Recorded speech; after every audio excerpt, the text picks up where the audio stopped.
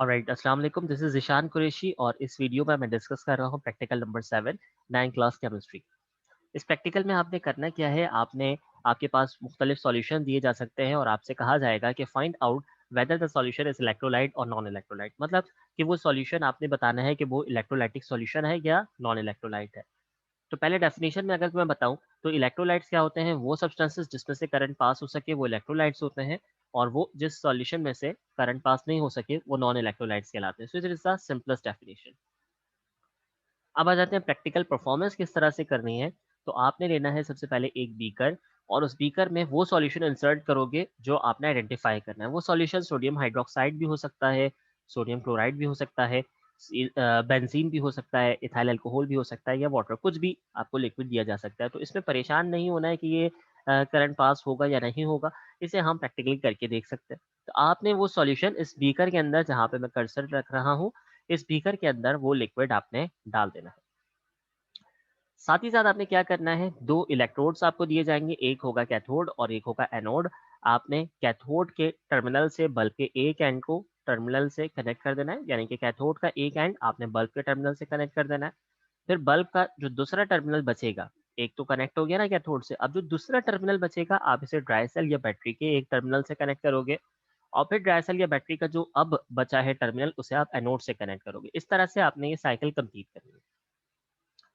Then अब जो second step मैं बता रहा हूँ, ये दो तरह से हो सकता है। या तो आपको दो वायर गिवन होंगी, एक वायर आपने एनोड से कनेक्ट करके बीकर में डालनी है, और दूसरी वायर आपने कैथोड से कनेक्ट करके बीकर में डालनी है, या फिर सिंपली आप इन इलेक्ट्रोड्स को ही हैंग कर दोगे बीकर्स के अंदर।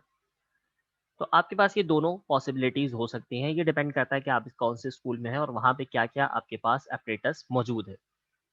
तो मैं सिंपली आपको ये तरीकेकार बता रहा हूँ जिसके अंदर हैंगिंग मेथड इस्तेमाल हो रहा है। तो आपने इसे हैंग कर लेना है इस तरह से कि ये दोनों इलेक्ट्रोड जो है वो सॉल्यूशन में डिप हो जाए।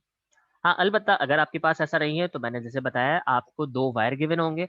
आपने एक वायर जो है वो एनोड से यानी कि पॉजिटिव से कनेक्ट करके उसका दूसरा एंड यहाँ पे छोड़ देना है, और एक वायर यानी कि दूसरा जो वायर होगा उसका एक एंड कैथोड से कनेक्ट करके दूसरा एंड यहाँ पे छोड़ देना है। तो दो वायर, एक कैथोड से सॉल्यूशन में डिप होगा, एक एनोड से सॉल्यूशन में डिप होगा। और फिर डिप करने के बाद आप देखोगे कि बल्ब जो है वो ग्लो हो रहा है या नहीं हो रहा।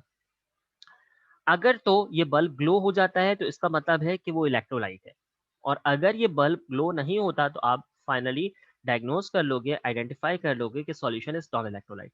तो मैं सपोज करता हूँ कि यहाँ पे इस सॉल्यूशन में कोई स्ट्रॉन्ग एसिड डालता हूँ, लाइक हाइड्रोक्लोरिक एसिड है, इसी तरह से सल्फ्यूरिक एसिड है। अगर आप इस सॉल्यूशन में इस बीकर में ये सॉल्यूशन रखोगे या ये लिक्विड रखोगे या ये स्ट्रॉन्ग एसिड रखोगे, तो आप देख रहे हो कि बल्ब कितना ज्यादा ग्लो हो रहा है।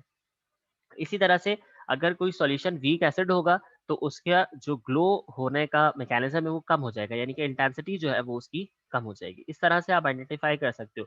पहली बात, बल्ब ग्लो नहीं हो रहा तो इट मीन नॉन इलेक्ट्रोलाइट है।